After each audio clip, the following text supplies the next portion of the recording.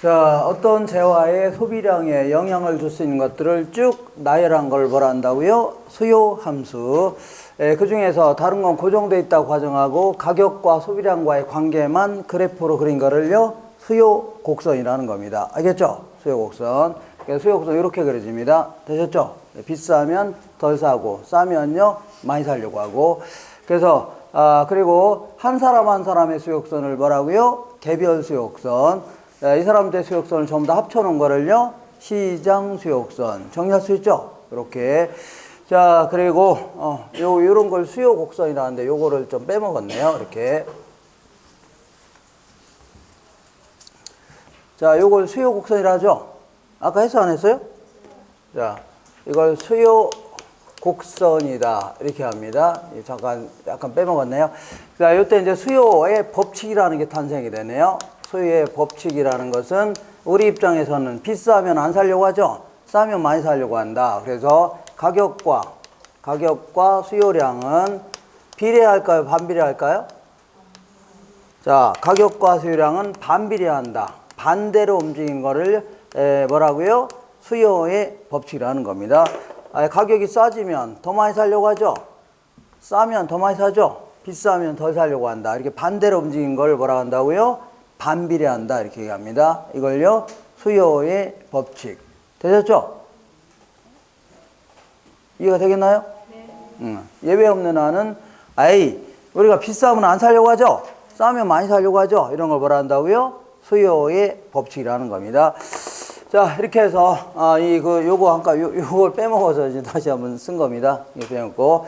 자, 오늘 이 시간에 제일 중요한 걸 알아보겠습니다. 제일 중요한 거, 뭘 하려고 하냐면, 74페이지에 수요량의 변화와 뭐의 변화라고요? 수요의 변화다. 요거 하려고 여태 잡다한 얘기를 했던 겁니다. 뭐 잡다하기보다는 수요량의 변화와 뭐의 변화라고요?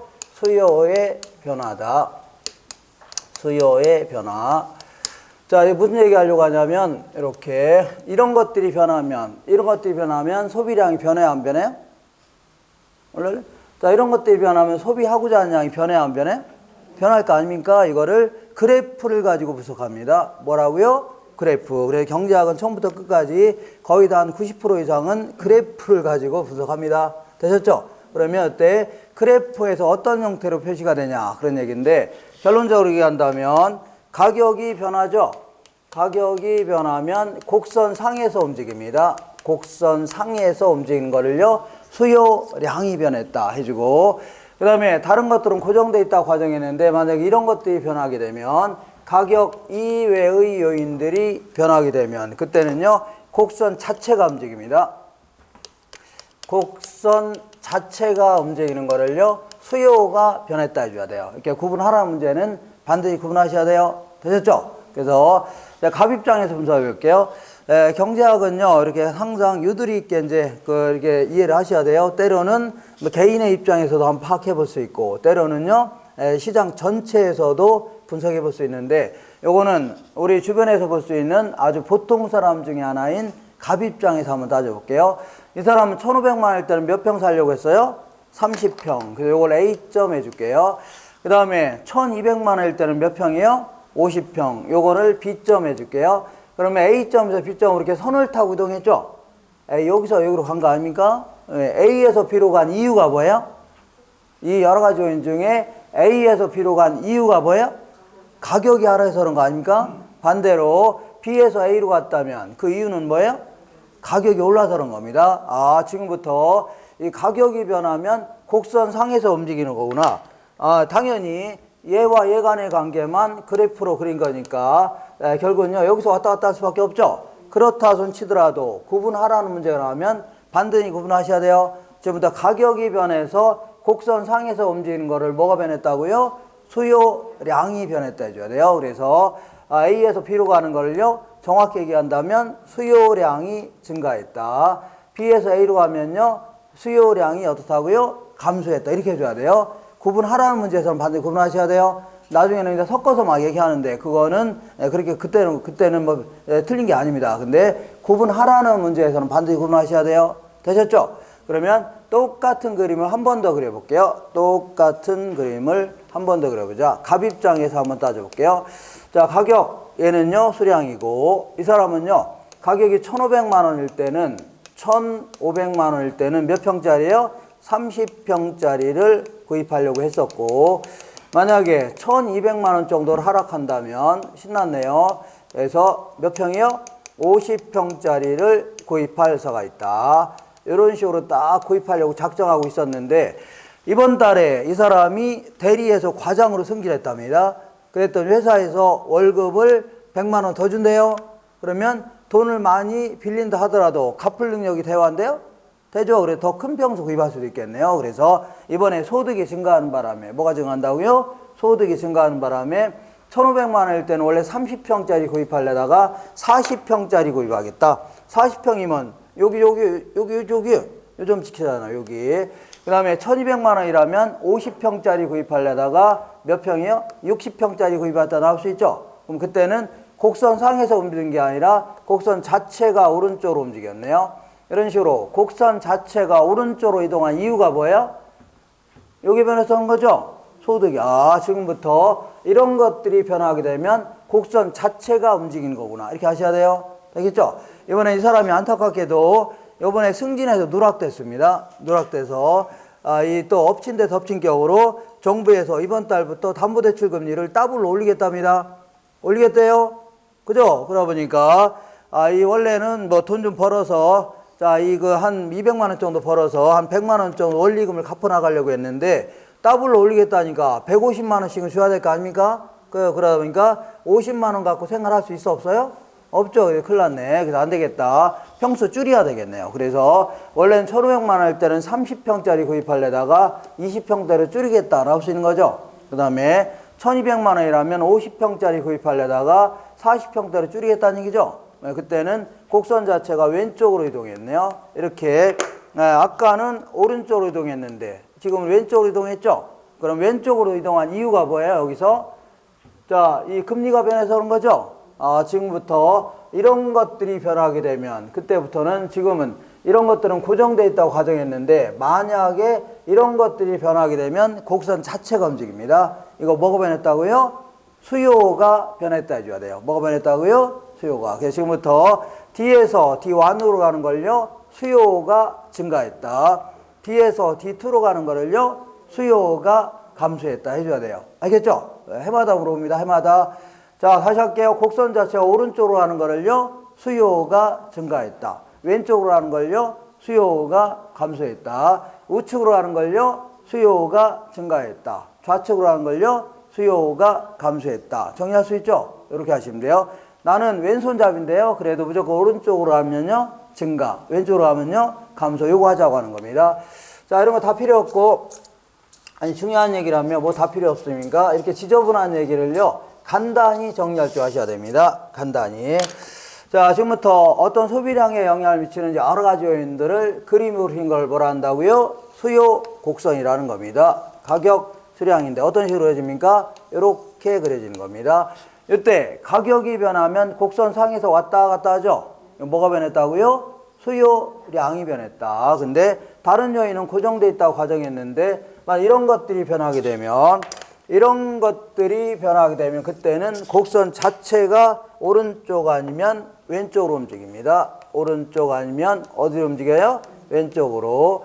오른쪽으로 가는 거를요 수요가 증가했다. 왼쪽으로 한 걸요 수요가 감소했다. 요거 하자고 하는 게 오늘의 첫 번째 시간의 결론입니다.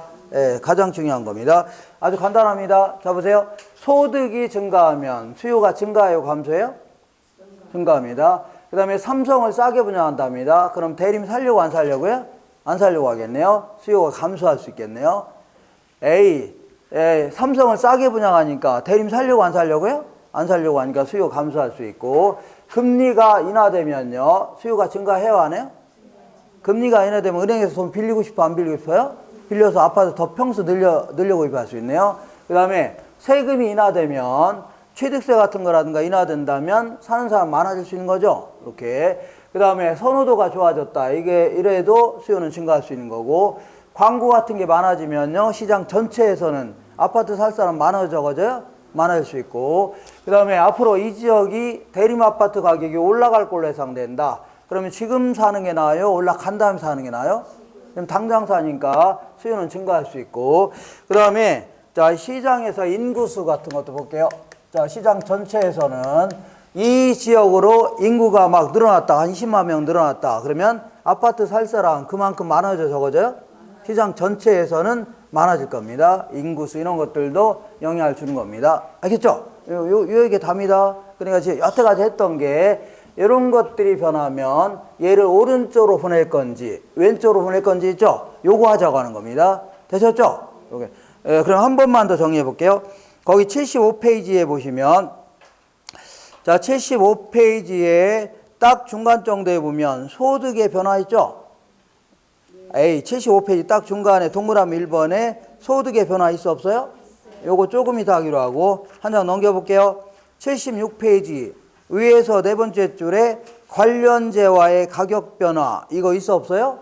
요것도 조금 이따 하기로 하고 오른쪽에 볼게요. 77페이지 아래에서 한 12번째 줄 보면 동그라미 3번에 인구의 변화 찾으셨나요?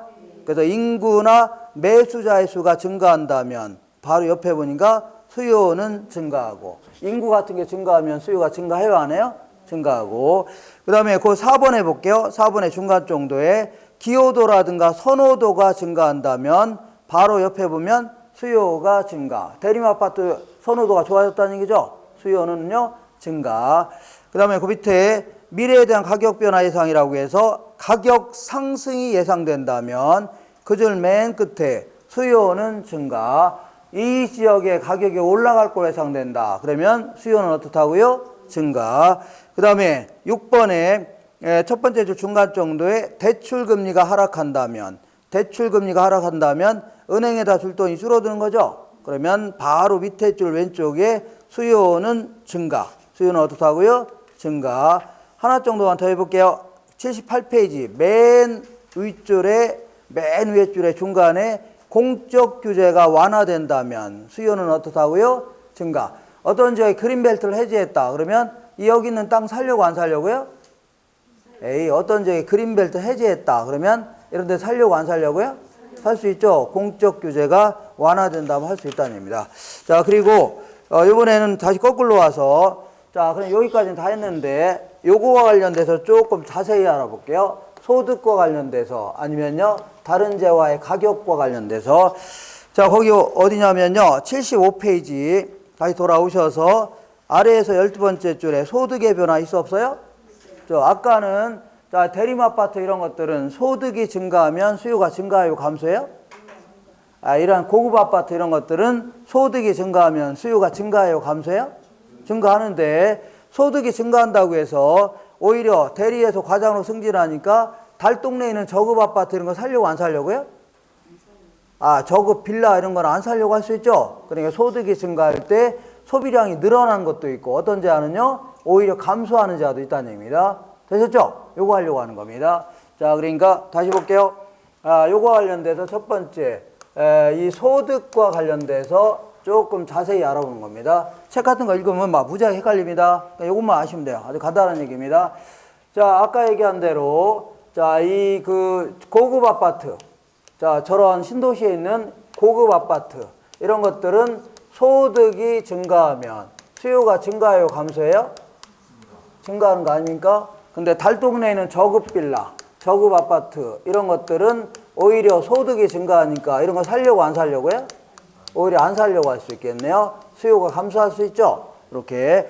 자, 그래서 우리 그 소득이 증가할 때 수요가 증가되는 재와 이런 것들을요, 정상재 이렇게 얘기합니다. 무슨 재라고요? 정상재. 그 다음에 소득이 증가할 때 오히려 수요가 감소되는 재를요, 열등재 이렇게 합니다. 무슨 재라고요? 열등재. 그냥 아무것도 아닙니다. 그러니까 이 재화가 만약에 고급 아파트 같은 정상재이다. 고급 아파트 같은 정상재다. 그러면 소득이 증가하면 우측으로 보내라 그 얘기입니다. 어디로 보내라고요? 우측. 만약에 이 재화가 저급 빌라 같은 열등재이다. 열등재면 소득이 증가하면 우측으로 보내야 돼? 좌측으로 보내야 돼요? 좌측으로 보내라. 그 얘기하는. 지금 뭐 하는 거냐면 이 그래프 자체를 오른쪽으로 이동시킬 건지 어떻다고요? 왼쪽으로 이동시켜서 이거 하자고 하는 겁니다. 그죠? 아, 그러면 정상재 같은 경우는 당연히 고급 아파트 같은 거는 소득이 증가하면 수요가 증가해요, 감소해요? 증가하는 거고, 오히려 열등제 같은 경우는 오히려 감소할 수 있다는 얘기죠? 그 얘기 하는 겁니다. 되셨죠? 이렇게. 자, 과거에는, 그러니까 요즘같이 추울 때 석유 같은 거는 소득이 증가하면 많이 떼려고 할 거고, 그전에 연탄 뗐었는데 지금은요, 소득이 증가하면 연탄 떼려고 안 떼려고요? 안 떼려고 할 거 아닙니까? 연탄 뗐다가 잘못하면 죽습니다. 잘못하면, 예, 가스 맞아서. 그러니까 이런 걸 뭐라 한다고요? 열등제다. 아무것도 아닙니다. 이렇게. 자, 그 다음에 이번에는 두 번째 어디냐면 한 장 넘겨볼게요. 한 장 넘겨보면 76페이지 위에서 네 번째 줄에 관련제와의 가격 변화 있어 없어요? 그거를 오른쪽까지 써놨는데 그거 읽고 있으면 무슨 얘기 잘 모릅니다. 요거 자 보세요. 자, 이번에는 주변에 있는 타제와의 가격과 관련돼서 좀 알아볼게요. 타제와의 가격. 자, 이거 쓰지 마시고, 아직 쓰지 마세요. 쓰지 마시고. 자, 지금 대림을 구입할까? 아니면은요, 삼성 아파트를 구입할까 고민하고 있습니다. 대림이나 삼성이나 둘 다 같은 지역에 있고, 내부 설비도 거의 비슷하다고 치자. 다시 할게요. 같은 지역에 있고, 뭐라고요? 내부 설비도 거의 비슷하답니다. 그죠? 그러면 받고 소비에도 큰 차이가 있어 없어요? 없다 이런 걸 대체제 해줍니다. 다시 할게요. 만족감에 큰 차이가 없다면 받고 소비도 별 차이가 없는 재화 있죠? 이걸 뭐라 한다고요? 대체제 해줍니다. 알겠죠? 요거. 그러니까 자, 요 같은 지역에 있고 내부 설비도 거의 비슷하다면 얘를 구입하나 만족감에 차이가 있어 없어요? 없다 이런 거 뭐라고요? 대체제. 아니면 받고 소비도 큰 차이가 없는 재화를 뭐라고요? 대체제 해주는 겁니다. 알겠죠? 그러니까 이렇게 거의 비슷하다면 대림 입장에서는 삼성 이런 거를요 대체제 해줍니다. 삼성 입장에서는 뭐가 대체제라고요?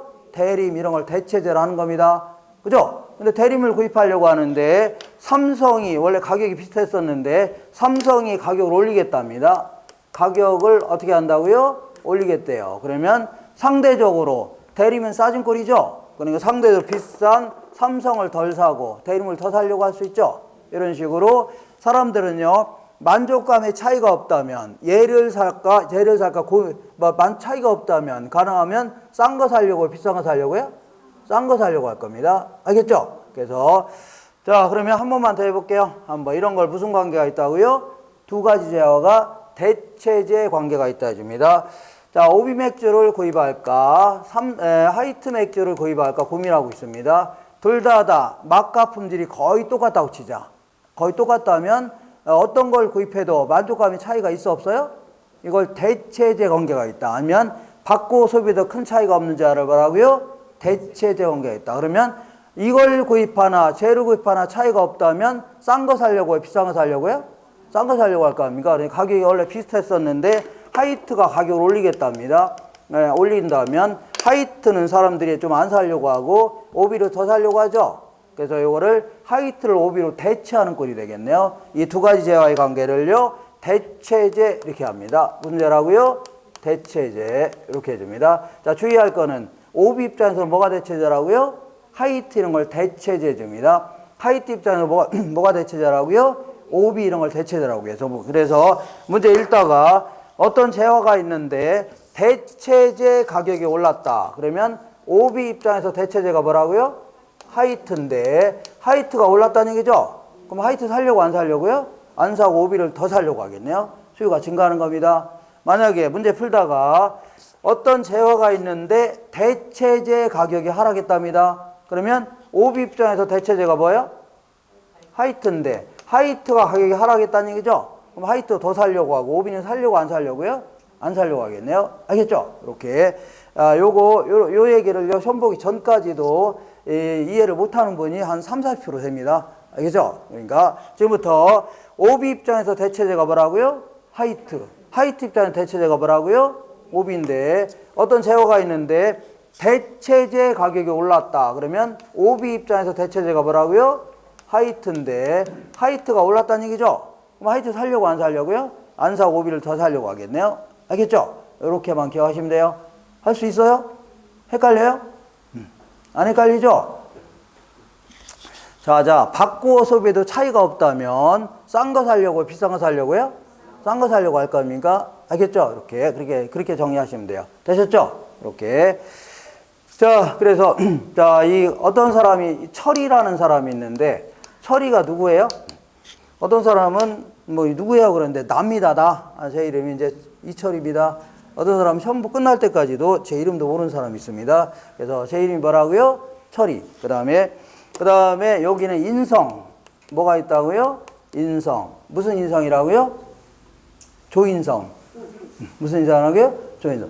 얘나 뭐 큰 차이가 있어 없어요?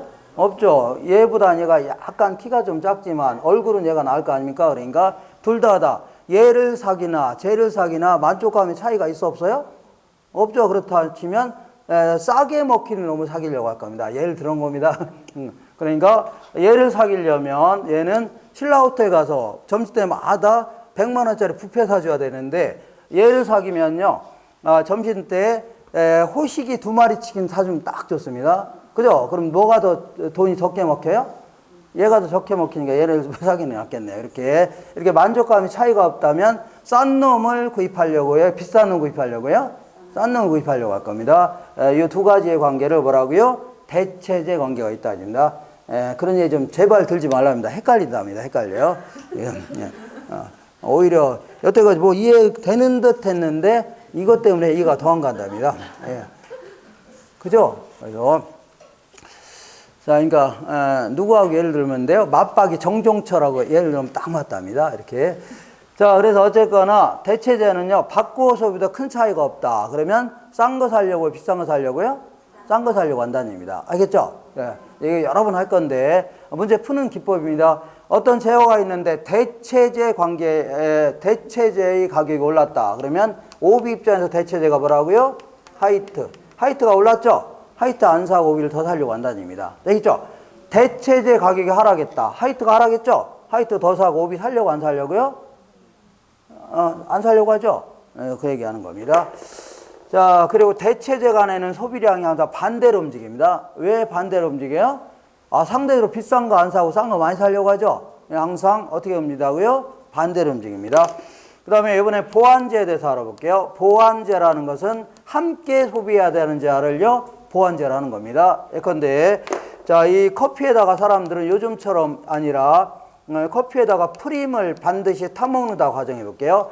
우리 믹스 커피만 마신다고 가정하자. 그래서 80년대, 90년대 이런 때는요, 주로 이제 믹스 커피만 마셨습니다. 그래서 이 커피잔이 예전에 이렇게 생겼습니다. 이렇게 귀고리 같이 딱 생겨갖고 여기다가 맥스웰 하우스 커피 요거 한 수저 넣고, 그 다음에 동서 프리마라는 프림을 한 수저 넣고, 그 다음에 삼양 설탕도 한 수저 딱 넣어야만 비로소 커피로서 완성이 됐던 겁니다. 알겠죠? 그래서 만약에 어떤 며느리가 그냥 이렇게 커피만 덜렁 타갖고 시아버님한테 갖다 주죠? 그러면 뜨거운 거 갖다 주면 얼굴에다 확 벗습니다. 왜냐하면 내가 야만이냐 이렇게 먹게, 이런 식으로 해서 이 그 블랙커피 요즘처럼 아메리카노 이런 식으로 먹는 걸 상상도 못했던 그런 시절이 있었습니다. 알겠나요? 근데 자, 그때를 가정해 보는 겁니다. 그때를 뭐라고요? 가정해서 요즘처럼 커피 마실 때는 반드시 뭐라고요? 프림을 타먹는다 가정해 보자. 그러면 커피가 있으면 프림 있어야 돼요? 없어야 돼요? 있어야 돼요. 프림 있으면 뭐가 있어야 돼요? 커피도 있어야 됩니다. 이걸요, 함께 소비해야 되는 제한을 뭐라 한다고요? 보완제 해주는 겁니다. 자, 주의할 거는 커피 입장에서 뭐가 보완제라고요? 프림 입장에서 뭐가 보완제라고요? 커피가 보완제인데, 만약에 프림의 가격이 올랐다고 치자. 요즘에 프림 가격이 오르면 수요의 법칙에 따라 비싸면 좀 더 사려고 하죠? 덜 사려고 하네요. 그럼 프림도 없는데 커피만 사긴 그렇죠? 커피의 소비량도 덩달아 줄어들 수밖에 없네요. 맞죠? 거꾸로 프림 가격이 하락했다. 그럼 프림 잔뜩 사려고 하죠? 프림만 잔뜩 있으면 뭐합니까? 커피도 덩달아 더 살 수밖에 없네요. 알겠죠? 이걸 뭐라 한다고요? 보완제다. 문제 풀 때 항상 이렇게 풉니다. 어떤 재화가 있는데 보완제 가격이 올랐다. 그러면 커피 입장에서 보완제가 뭐예요? 프림인데 프림 가격이 올랐죠? 그 프림 안 사려고 하니까 프림도 없는데 커피도 덜 살 수밖에 없죠? 이렇게 문제 풀다가 어떤 재화가 있는데 보완제 가격이 하락했다. 그럼 커피 입장에서 보완제가 뭐예요? 프림인데 프림 가격이 하락하니까 프림 잔뜩 살려고 하죠. 프림만 잔뜩 있으면 뭐합니까? 커피도 덩달아 더 살려고 하겠네요. 알겠죠? 이런 제어를 뭐라고요? 보완제다 이렇게 얘기합니다. 되셨죠? 이게 다예요. 다른 거 하지 마세요. 자, 이렇게 해서 어디를 잠깐 볼 거냐면요. 112페이지 한번 보겠습니다. 112페이지. 112페이지 찾으셨나요? 자, 3번 볼게요. 3번. 3번에 보니까 부동산 시장에서 수요를 감소시키는 요인을 모두 고른 것은, 자, 이런 걸요, 수요가 증가한다. 이런 걸요, 수요가 감소한다. 자, 첫 번째 볼게요. 시장 금리가 하락했다. 이거는 수요 증가. 뭐 증가라고요? 수요 증가. 그 다음에 인구가 감소했다. 이거는 수요 감소. 아까 인구가 증가하면 수요가 증가한다고 했죠? 인구가 감소하니까 수요 감소. 그 다음에 실질 소득의 증가. 요거는 수요 증가. 소득이 증가하면 수요가 증가하는 거죠? 수요 증가. 일반적으로 얘기하는 겁니다. 그 다음에 아파트 가격이 올라갈 거로 예상된다. 이것도 수요 증가. 뭐 증가라고요? 수요 증가. 자, 그 다음에 미음번에 거래세율이 인상됐다. 세금 인상됐죠? 이거는 수요 감소. 수요 뭐라고요? 감소. 수요가 감소되는 것은요, 니은번, 미음번 정도 답하면 되겠네요. 니은번 뭐라고요? 미은. 니은, 미음. 이렇게 되어 있는 3번 답하면 되죠? 그리고 대체제, 보완제 이런 문제는 여기 없네요. 안타깝게도. 계속 할 거니까 걱정 마세요. 알겠죠? 할 거니까. 여기 문제 없다 하더라도 다른 데서 계속 할 거니까. 그런 줄 아세요? 자, 이렇게. 자, 오늘 했던 거에 복습입니다. 자, 이 여러 가지 요인들이 있는데 가격과 소비량과의 관계를 그래프로인 걸 뭐라 한다고요? 수요 곡선인데 가격이 변하면 곡선 상에서 왔다 갔다 하죠? 뭐라고요? 수요량이 변했다. 나머지 요인이 변하면 곡선 자체가 움직이죠? 뭐가 변했다고요? 수요가 변했다. 이때 자, 만약에 금리가 하락하면 수요가 증가해요, 감소해요? 증가. 세금이 인하되면 수요 증가해요, 감소해요? 증가. 선호도가 좋아졌다. 그러면 증가해요, 감소해요? 증가. 광고 같은 게 많아지면 시장 전체에서는 수요 증가해요, 감소해요? 증가. 그 다음에 앞으로 이 지역이 대림 아파트 가격이 올라갈 거로 예상된다. 그러면 수요 증가해요, 감소해요? 증가. 인구가 많아졌다. 그러면 시장 전체에서는 수요 증가해요, 감소해요? 증가. 그리고 만약에 소득과 관련돼서 이 제야가 열등제, 정상제이다. 무슨 제라고요? 정상제일 경우는 고급 아파트 같은 경우는 소득이 증가하면 수요가 증가해요, 감소해요? 증가하는데 만약에 이게 저급 빌라 같은 열등제이다. 그러면 소득이 증가하면 이거 살려고 안 살려고요? 안 살면 수요가요? 감소. 그 다음에 다른 제와의 가격과 관련돼서 만약에 어떤 제화가 있는데 대체제 가격이 올랐다. 그럼 오비 입장에서 대체제가 뭐라고요? 하이트인데 하이트가 올랐다는 얘기죠? 하이트 안 사고 오비를 더 사려고 하니까 수요 증가. 그 다음에 어떤 제화가 있는데 보완제 가격이 올랐다. 그러면 커피 입장에서 보완제가 뭐라고요? 커피를 분석하려고 하는데 커피 입장에서 보완제가 뭐라고요? 프림인데 프림 가격이 올랐죠? 프림 안 사고 커피도 덩달아 안 사려고 하겠네요. 수요 감소 이렇게 정리하시면 돼요. 될 수 있죠? 이렇게. 자, 이번에는 공급에 대해서 알아볼게요. 거꾸로 돌아오셔서 자, 82페이지 한번 보겠습니다. 82페이지.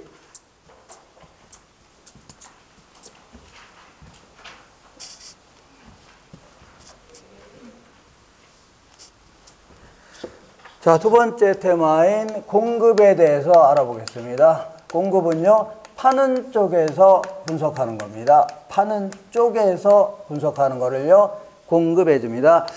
자, 오비 맥주 입장에서는 맥주 만들어 파는 거 아닙니까? 그래서 오비 맥주 입장에서는 맥주를 한 달에 70만 병을 만들어 팔겠다 하는 거를요, 공급해 줍니다. 다시 할게요.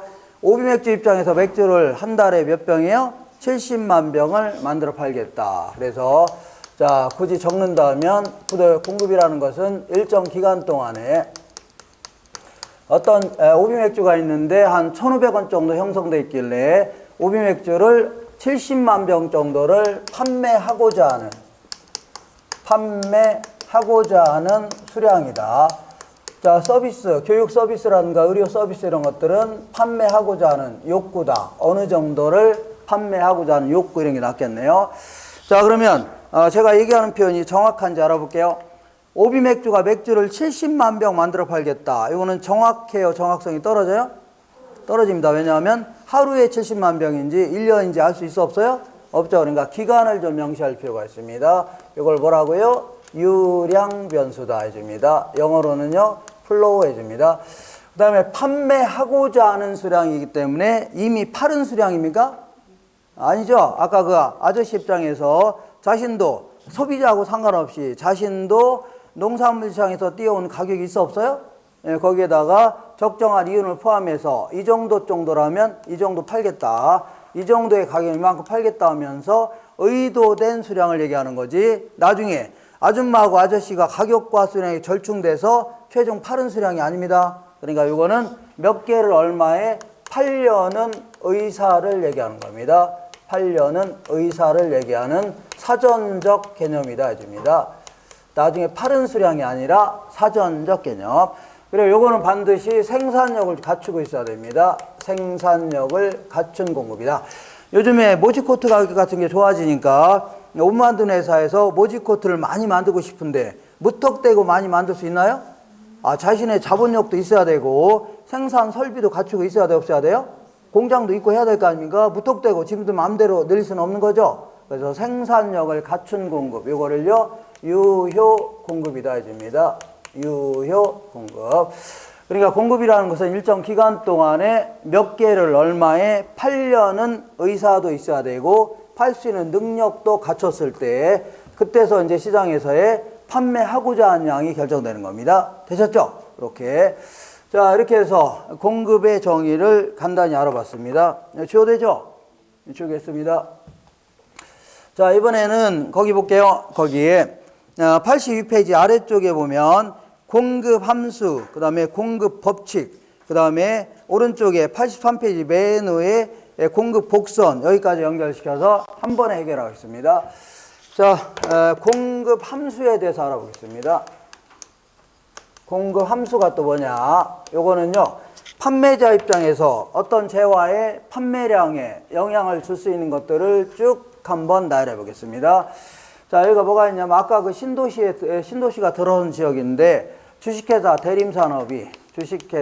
대림산업은 이 편한 세상이라는 아파트 있죠? 요것도 만들고 있고, 그 다음에 각종 토목공사 이런 것도 하고 있습니다. 지하철 공사 이런 것도 하고 있고, 그리고 석유화학 이런 것도 같이 하고 있습니다.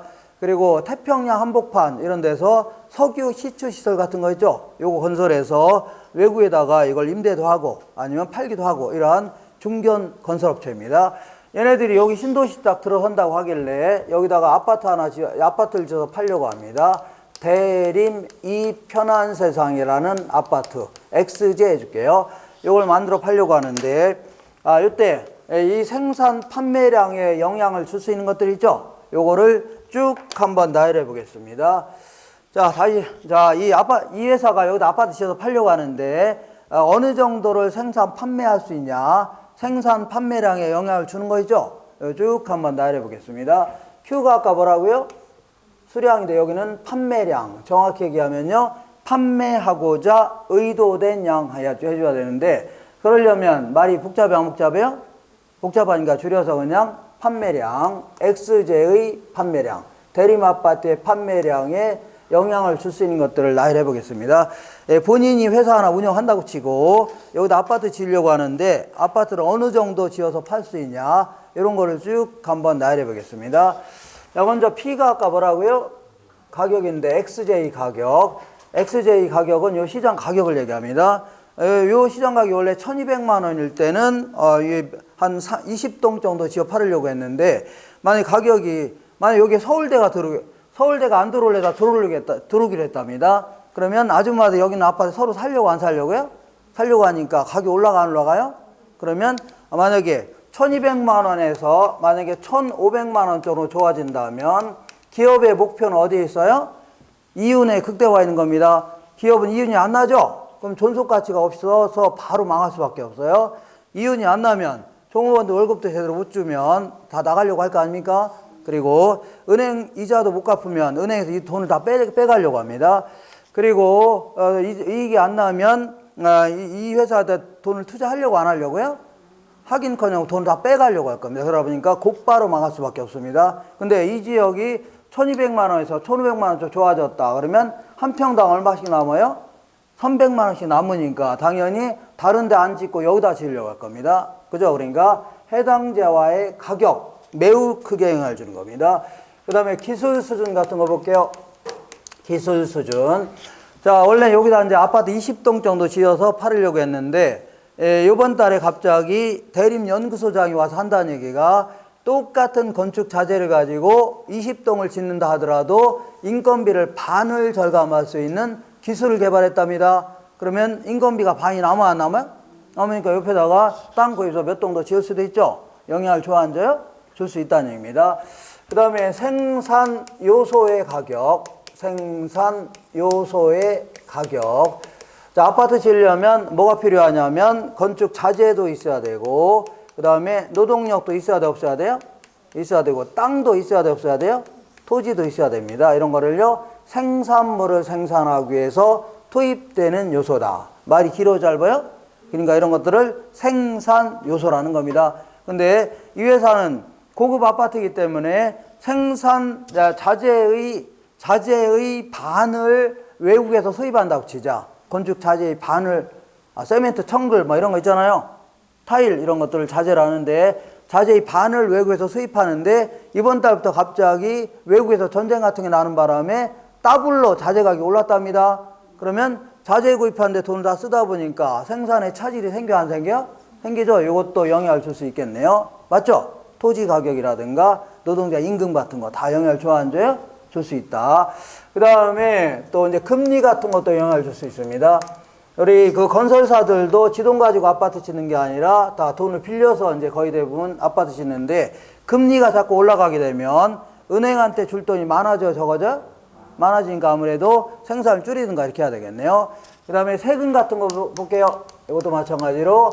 자, 여기다 아파트 짓는 건설사들한테는 조세를 중과세하겠답니다. 그러면 정부한테 줄 돈이 많아져, 적어져요? 많아지니까 아무래도 아파트 덜 짓든지 이렇게 해야 되겠네요. 이거 되시나요?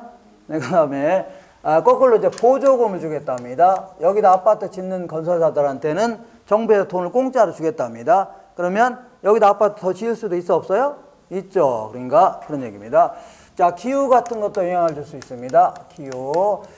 자, 이 작년에는 유독히 겨울에 너무 춥고 여름에 막 비 너무 많이 오는 바람에 생산에 차질이 있었는데 올해는요, 여름에 비도 거의 안 오고 겨울에 좀 포근하답니다. 그러면 작년에 비해서 올해는 생산량을 늘릴 수 있어, 없어요? 있다는 얘기입니다. 이렇게. 그 다음에 자, 공급자의 목표, 오너의 목표. 오비맥주는 기업의 목표가 시장 점유율에 극대화 있다. 그러면 전국에다 그냥 싸게 하는 이때라도 막 뿌리려고 안 뿌리려고요? 뿌리려고 할 겁니다. 근데 하이트는 기업의 목표가 국민 건강을 최우선으로 하겠다. 그러면 국민들한테 자꾸 술 먹이면 돼야 안 돼요? 안 되죠. 이런 것들도 오너의 목표, 오너의 사고 방식, 사장의 목표 있죠? 이런 것들도 영향을 줄 수 있는 겁니다. 이렇게. 그 다음에 그 공급자 측면에서 예상, 앞으로 이 지금 아파트 짓고 있는데 이 지역이 아파트 가격이 올라갈 걸로 예상된다. 그러면 지금 파는 게 나아요? 올라간 다음에 파는 게 나아요? 올라간 다음에 팔려고 하는 거죠. 기업의 목표가 어디 있다고요? 이윤에 극대화 있는데 조금 있어 올라갈 걸로 예상된답니다. 그럼 뭐하러 지금 팝니까? 올라간 다음에 팔지. 그죠? 그래서 완성된 걸 하더라도 분양식을 늦추려고 하거나 이렇게 할 겁니다. 이거 되겠죠? 이렇게 해서 결국은요, 이런 것들에 의해서 비례 혹은 반비례 관계가 있다. 더 유식한 편으로 이런 것들에 의한 함수 관계가 있다. 이걸 수학에서 펑크션 해줍니다. 이거 영향을 받는다는 얘기입니다. 되셨죠?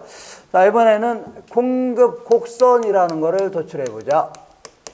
공급 곡선은요, 자, 어떤 재화의 판매량에 영향을 줄 수 있는 여러 가지 요인들을요, 두 가지 형태로 쪼개보겠습니다. 얘와 나머지 요인으로. 요거를요, 요번에 생산, 판매하고자 하는 재화의 가격 요인. 요거를 뭐라 한다고요? 요 가격 이외의 요인. 가격이 올라갈 거 예상된다며요. 요것도 가격 요인 아닙니까? 하는데 요거는 가격이 올라갔다는 얘기예요. 올라갈 걸로 예상한다는 얘기예요. 올라갈 걸로 예상하기 때문에 안 올라갈 수도 있는 거 아닙니까? 일종의 어떤 심리적인 요인이지 가격이 올랐다는 얘기는 아닙니다. 그러니까 요거는 가격 이외의 요인입니다. 가격 어떻다고요? 이외의 요인. 이렇게 한 다음에 자, 마샬이 그린 것처럼 그림을 그려볼게요. 그림 이렇게 보겠습니다. 요거는 대림 입장에서 우리 주변에서 볼 수 있는 일반적인 건설기업 중에 하나인 대림 입장에서 분석해 볼게요. 이쪽에는 가격, 이쪽은 수량인데 이 지역이 평당 요 고급 아파트가 평당 1200만 원 정도가 형성돼 있을 경우에는 1200만 원 정도, 그러면 아파트 30동 정도를 지어서 팔으려고 했습니다. 30동. 요거를 연면적이라는 게 뭐냐면 층수가 높을 때는 각 층의 바닥 면적 전부 합친 거 있죠? 요걸 연면적 해줍니다. 연면적으로 따진다면 3,000평 정도 된답니다. 그래서 3,000평 정도를 만들어 팔 수가 있었는데 만약에 요 지역으로 가격이 올라갈 수도 있어 없어요? 있죠. 예를 들어서 이 지역이 갑자기 서울대가 안 들어올래다 들어오겠답니다. 그러면 아줌마들 이 동네에 아파트 살려고 안 살려고요? 서로 살려고 하다 보니까 가격이 올라가 안 올라가요? 올라갑니다. 그래서 한 1,500만 원 정도라면 한 얼마라고요? 1,500만 원 정도로 만약에 오른다면 신났죠? 기업의 목표는 어디에 있다고요? 이윤에 극대화 있는데 예전이나 지금이나 생산비가 큰 차이가 없는데 가격이 좋아졌어 안 좋았어요? 좋아지니까 다른 데 안 짓고 여기다 더 지으려고 하겠네요. 그래서 한 5,000평 정도를 지어서 팔 회사가 있다. 이렇게. 그래서 이 두 점을 이렇게 연결한 거, 매끄럽게 연결한 거를 뭐라고 하냐면 공급 곡선이라 해줍니다. 뭐라고요? 공급 곡선. 영어로는요, 서플라이 해줍니다. 근데 요거는 이제 그냥 감각적으로 한 거고, 원래는 경제학에서는 이제 비용 함수라는 걸 도출해서 비용 곡선을 만듭니다. 그래서 이게 마지널 코스트라고 해서 한 개의 비용 곡선인데, 자, 이게 원래는 비용 곡선입니다. 원래는 뭐라고요? 비용 곡선. 아까 그 사과장수 아저씨도 자기도 자, 물건을 띄워올 때 들어가는 비용 있어 없어요? 있죠. 거기다가 적정한 이윤을 포함해서 이 정도 가격이라면 팔겠다는 얘기입니다. 이 정도의 가격이만큼 팔겠다 하면서 비용 곡선인데 우리는 지금부터 그런 것까지 알 필요 없습니다. 거의 시험에도 물어보지 않고 우리는 이것만 아시면 돼요. 일반적인 기업들은요, 어떤 재화의 가격이 올라갔다 그러면 더 많이 만들려고 합니다. 근데 롱 패딩 코트 같은 게 요즘에 가격이 점점 떨어진다. 이런 거 만들려고 안 만들려고요? 안 만들려고 한다. 이거를요, 공급의 법칙이다 해줍니다. 뭐의 법칙이라고요? 공급의 법칙. 아까 수요의 법칙 했어 안 했어요? 수요의 법칙은 비싸면 안 사려고 하죠? 싸면 많이 사려고 한다. 얘는요, 가격과 공급량은 비례할까요? 반비례할까요? 비례한다. 비례하다. 오르면 더 많이 하고 내리면요 줄이려고 하죠. 이걸 뭐라 한다고요? 비례한다. 이렇게 얘기합니다. 비례한다. 그러니까 가격이 오르면 공급량도 늘리려고 하고 가격이 하락하면요 공급량도 줄이려고 하고 이걸요 비례 관계가 있다. 같이 움직인다는 얘기입니다. 같이. 되셨죠? 이렇게. 자, 이렇게 해서 공급의 법칙 알아봤고 이거 지워도 되죠? 예, 지우고. 자, 너무 빨리 지웠나요?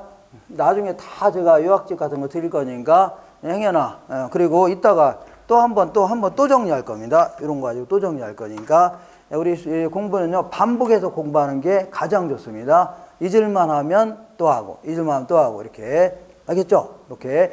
자, 그럼 이번에는 이 개별 공급 곡선과 개별 공급 곡선과 시장 전체의 공급선 알아볼게요. 시장 공급 곡선이다. 이렇게. 자, 지금부터 여기에 아파트 건설사가 신도시 예정 지역에 2개 회사만 참여했다고 치자. 대림과 삼성만 참여했다고 치자. 그러면 삼성도 지네들의 공급 판매 행태를 이렇게 그림을 그릴 수 있어 없어요? 있죠? 이 정도 하면 팔겠다 할 수 있는 거 아닙니까? 예, 그래서 요거를 아까처럼 수평적으로 합치면 됩니다. 되셨죠? 예, 합치면 이러한 형태로 일 겁니다. 이걸 뭐라고요? 시장 전체 공급선에. 되셨죠? 근데 요거는 2개만 참여했다고 했는데 사실은 2개만 있을래나요? 신도시가 들어서는데 어떻게 두 개만 참여합니까? 그래서 현대도 있고 하나도 있고 서해 아파트라든가 아니면 무슨 건영 아파트라든가 뭐 진흥 아파트 무지하게 많겠죠? 전부 다 합쳐야 됩니다. 그때는 부호를 바꾸면 돼요. 여기서 이것만 하시면 돼요. 한 기업의 공급선을 뭘 한다고요? 개별 공급선. 요거를 수평적으로 전부 다 합쳐놓은 거를요, 시장 공급곡선. 되셨죠? 이렇게 정리하시면 돼요. 되겠나요? 이렇게. 자, 그러면 우리 이 시간에 제일 중요한 걸 할 겁니다. 여태 요걸 하려고 잡다한 얘기를 했던 겁니다. 요걸 하려고.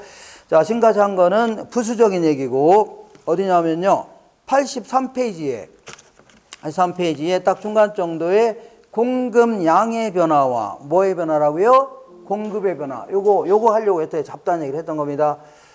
자, 공급량의 변화다. 그 다음에 요거는요, 공급의 변화다. 이렇게 합니다. 공급의 변화. 이렇게. 자, 볼게요. 자, 무슨 얘기 하려고 하냐면, 이런 것들이 변하면 판매량이 변해요, 안 변해요? 이런 것들이 변하면 판매량이 변하죠? 요거를 그래프를 가지고 분석하는데, 그래프에서 어떤 형태로 표시가 되냐, 그런 얘기입니다. 알겠죠? 결론적으로 얘기한다면, 자, 가격이 변하면, 해당 재화의 가격이 변하면 곡선 상에서 움직입니다. 요거 뭐가 변했다고요? 공급량이 변했다 해줘야 돼요. 근데 가격 이외의 요인들, 이런 것들은 고정돼 있다고 가정했는데, 만약에 이런 것들이 변하게 되면 곡선 자체가 움직입니다. 요거를 뭐가 변했다고요? 공급이 변했다 해줘야 돼요. 구분하라는 문제는 반드시 구분하셔야 돼요. 나중에는 그냥 막 섞어서 막 얘기합니다. 구분하라는 문제에서만 구분하시면 돼요. 되셨죠? 그러면 자 보세요. 자, 이 회사는요, 이 대림 입장에서 분석해 볼게요. 1200만 원일 때는 몇 평 팔려고 했어요? 3000평 만들어 팔려고 했습니다. 이걸 A점 해줄게요. 근데 1500만 원 정도 좋아진다면 몇 평이에요? 5000평을 팔 회사가 있다. 이걸 B점이라고 할게요. 그러면 A에서 B로 이렇게 선을 타고 이동했죠? A점에서 B점으로 간 이유가 뭐예요? 이 여러 가지 요인 중에 가격이 변해서 그런 거 아닙니까? 지금부터 가격이 변하면 곡선 상에서 움직입니다. 그도 그런 것이 가격과 공급량과의 관계만 그래프로 그린 거니까 당연히 곡선 상에서 움직입니다. 그렇다 손 치더라도 구분하라는 문제가 나오면 반드시 구분하셔야 돼요. 지금부터 가격이 변해서 곡선 상에서 움직인 거를 뭐가 변했다고요? 공급량이 변했다. 정확히 표현하자면 A에서 B로 가는 걸요, 공급량이 증가했다. B에서 A로 가는 걸요, 공급량이 감소했다. 이렇게 해줘야 돼요. 되셨죠? 그러면 똑같은 그림을 한 번 더 그려보겠습니다. 똑같은 그림을 이렇게 해볼게요. 자, 요거는 가격, 요거는 대림 입장에서 분석해 볼게요. 대림. 자, 대림 입장에서는 오늘따라 왜 이렇게 하지? 요거 외에도 자, 매도자의 수, 뭐의 수라고요? 매도자의 수. 요 지역으로 예를 들어서 건설업체가 5개만 참여하려다가 30개가 참여하려고 한다. 그러면 그만큼 아파트가 많아져서 적어져요? 공급량이 많아질 수 있죠? 자꾸 빼먹네요. 왜 자꾸 빼먹지? 나중에 하더라도 하긴 하는 거 아닙니까? 그러니까 아까 인구수가 증가하면 이 지역에 아파트 살려는 사람이 많아져서 적어져? 많은데 매도자의 수가 증가하면 이 지역으로 공급량이 많아져서 적어져? 많아진다. 그런 얘기입니다. 알겠죠? 이렇게. 요거 빼먹었네요. 이거 빼먹어요. 앞으로 안 빼먹을게요. 자, 어쨌거나 다시 돌아와서, 이 회사는 원래 1200만 원일 때는, 1200만 원일 때는 몇 평 정도 공급하려고 했어요? 3000평 정도를 공급하려고 했었고, 그 다음에 1500만 원 정도 좋아진다면, 신났네요. 그래서 5000평 정도를 공급할 회사가 있다. 5000평 정도. 자, 그럼 이 두 점을 연결한 거를 뭐라 하냐면 공급 곡선해 줍니다. 원래는 이런 식으로 공급하려고 했고 착공까지 시작했습니다. 그래서 현재 짓고 있는데 이번 달에 갑자기 대림 연구소장이 와서 한다는 얘기가 똑같은 건축 자재를 가지고 아파트를 짓는다 하더라도 인건비를 반을 절감할 수 있는 기술을 개발했답니다. 그럼 인건비가 반이 남아 안 남아요? 남으니까 옆에 땅 구입해서 더 만들어 팔 수 있겠네요. 그래서 원래는 1200만 원 정도라면 3,000평을 공급하려다가 4,000평 공급하겠다 나올 수 있어 없어요? 4,000평 여기 찍히잖아요, 여기. 그 다음에 1,500만 원이라면 5,000평을 공급하려다가 6,000평 공급하겠다 나올 수 있죠? 그럼 이때는 곡선 자체가 오른쪽으로 이동했네요. 이런 식으로 곡선 자체가 오른쪽으로 이동한 이유가 뭐예요? 여기서 이 기술이 바뀌어서 그런 거죠? 아, 지금부터 이런 것들은 고정돼 있다고 가정했는데 이런 것들이 변하면 곡선 자체가 움직이는 거구나. 자, 이번에는 이 연구소장 불러서 너 그 1년 동안 연구 실적이 좀 있냐 했더니 한 개도 없답니다. 그럼 돈 준 거 뭐 했냐 했더니 맨날 술만 마시고 놀러만 다녔답니다. 이거 그냥 두면 대화인데요? 다 잘라버리고. 자, 엎친 데 덮친 격으로 여기서는 해외에서 이 고급 아파트이기 때문에 해외에서 자재를 한 반 정도를 수입해서 쓰는데 이번 달부터 자재 가격이 폭등했답니다. 그러니까 여기다 아파트를 지으려고 이 정도 가용 자본 가지고 이 정도는 자재 구입한 데 쓰고 여기는 뭐 노동 인건비라든가 토지 구입한 데 쓰려고 했었는데 자재 가격이 더블로 폭등했어 안 했어요? 폭등하는 바람에 이 정도를 다 자재 구입한 써야 돼 안 써야 돼요? 써야 되니까 요걸 가지고 땅도 구입하고 요거 가지고 인건비도 줘야 되니까 아무래도 생산에 차질이 생겨 안 생겨? 생긴다는 얘기입니다. 그래서 안 되겠다. 자재 가격, 생산 요소 가격이 자꾸 폭등하는 바람에 생산을 줄이든가 해야 되겠네요. 그래서 원래는 1,200만 원일 때는 3,000평 공급하려다가 2,000평으로 줄이겠다는 얘기죠. 그 다음에 1,500만 원일 때는 5,000평 공급하려다가 아파트 생산을 좀 줄이겠다는 얘기죠. 이렇게 해서 이렇게 그려집니다. 이번에는 아까는 오른쪽으로 갔는데 지금은 왼쪽으로 갔네요. 그러면 왼쪽으로 간 이유가 뭐예요? 이게 변해서는 거죠? 이게. 지금부터 이런 것들이 변하면 곡선 자체가 움직입니다. 이거 뭐가 변했다고요? 공급이 변했다. 자, 지금부터 곡선 자체가 오른쪽으로 가는 걸요, 공급이 증가했다. 왼쪽으로 가는 걸요, 공급이 감소했다. 우측으로 가는 걸요, 증가. 좌측은요, 감소. 나는 왼손잡인데요. 그래도 무조건 우측은요, 증가. 좌측은요, 감소. 할 수 있죠? 이렇게. 자, 이런 거 다 필요 없고, 아주 중요하다면 뭘 필요 없습니까? 하는데, 이렇게 지저분한 얘기들을요, 항상 간단히 정리할 줄 아셔야 됩니다. 그래야지 문제 풀이가 쉬워져요. 자, 그러니까 지금까지 공부한 거 정리해 볼게요. 자, 이 어떤 재화의 판매량에 영향을 주는 거를 쭉 나열한 거를 뭐라 한다고요? 공급함수. 그리고 자, 다른 건 다 고정되어 있다고 가정하고 얘와 얘 간의 관계만 그래프로 그려면 어떻게 그려집니까? 이렇게 그려집니다. 우상향하는 모습이다 해줍니다. 우측으로 올라가는 모습 있죠? 이걸 뭐라고요? 공급 곡선. 이때 가격이 변하면 곡선 상에서 움직이죠? 이거 뭐가 변했다고요? 공급 양이 변했다. 근데 나머지 여유는 고정되어 있다고 가정했는데 이것들이 변하면 그때는요, 곡선 자체가 오른쪽 아니면 왼쪽으로 움직입니다. 이거 뭐가 변했다고요? 공급이 변했다 해줍니다. 오른쪽으로 하는 걸요, 공급이 증가했다. 왼쪽으로 하는 걸요, 공급이 감소했다. 그럼 한 번 더 정리해 볼게요. 기술이 향상됐다. 그러면 공급이 증가해요, 안 해요? 증가하는 거고, 생산 요소 가격이 하락했답니다. 인건비라든가 자재 가격이 하락했죠? 그럼 그만큼 아파트 더 지을 수도 있겠네요. 공급이 어떻다고요? 증가. 금리가 인하되면 은행에다 줄 돈이 줄어들죠? 그러니까 아파트 더 지을 수도 있겠네요. 공급이 증가. 세금이 인하되면 정부한테 줄 돈이 줄어들죠? 그만큼 공급이 증가할 수 있고, 보조금을 주겠답니다. 정부에서 돈을 공짜로 주겠대요. 그러면 공급이 증가해요, 감소해요? 공급의 증가.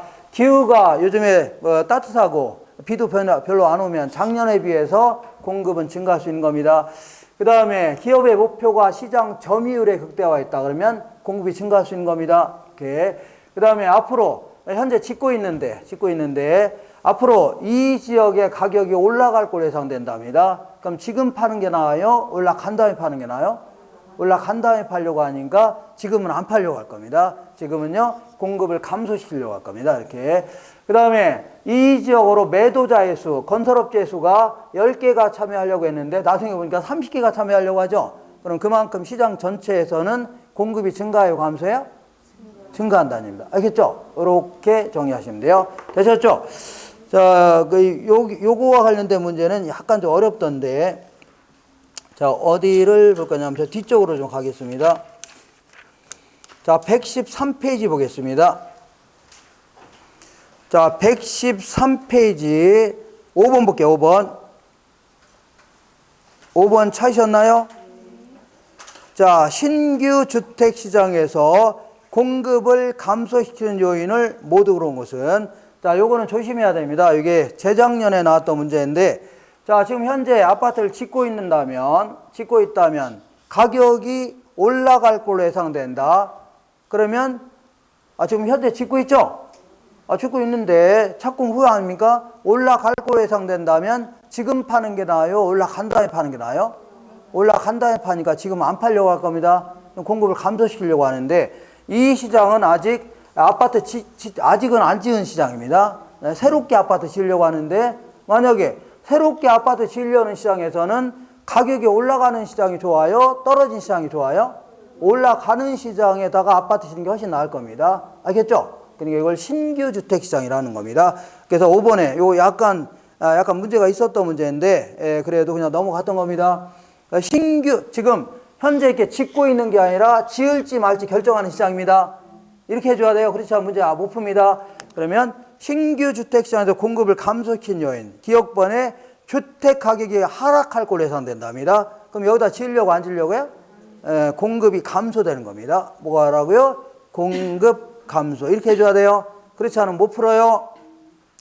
그 다음에 니은번 볼게요. 주택 건설업체의 수가 감소됐다. 이것도요, 공급이 감소. 공급이 어떻다고요? 감소. 건설업자가 매도자죠? 매도자 수가 감소했으니까 공급 감소. 그 다음에 주택 건설용 토지 가격이 하락했다. 그러면 토지 가격이 하락했으니까 아파트 더 지을 수도 있어, 없어요? 있죠. 그러니까 공급 증가. 뭐의 증가라고요? 공급 증가. 그 다음에 주택 건설에 대한 정부 보조금이 축소됐답니다. 보조금을 잔뜩 준다고 해놓고 나중에 안 준다는 얘기죠? 그러면 공급 감소. 공급 어떻다고요? 감소. 주택 건설 기술 개발에 따라 원가가, 인건비가 반은 절감할 수 있답니다. 이거는 공급 증가. 그래서 공급이 감소되는 요인은 기억번, 그 다음에 니은번, 그 다음에 리을번, 이 세 가지 답하면 되겠네요. 정답은 4번 답하면 됩니다. 알 수 있죠? 1번 때문에 약간, 기억번 때문에 이렇게 오해의 소지가 있지만 잘 생각하면 여기서 말하는 신규주택 시장은 아직 아파트 안 짓고 있다는 얘기죠? 지을지 말지를 결정하는 시장이라는 얘기입니다. 이렇게 해주면 돼요. 되셨죠? 자, 이렇게 해서 이 공급에 대해서 알아봤습니다. 잠깐만 쉬었다가, 자, 수요와 공급 곡선은 하나의 그래프로 집어넣을 겁니다. 잠깐 쉬겠습니다. 다른 문제가 없네요. 이렇게. 뭐 질문 있나요?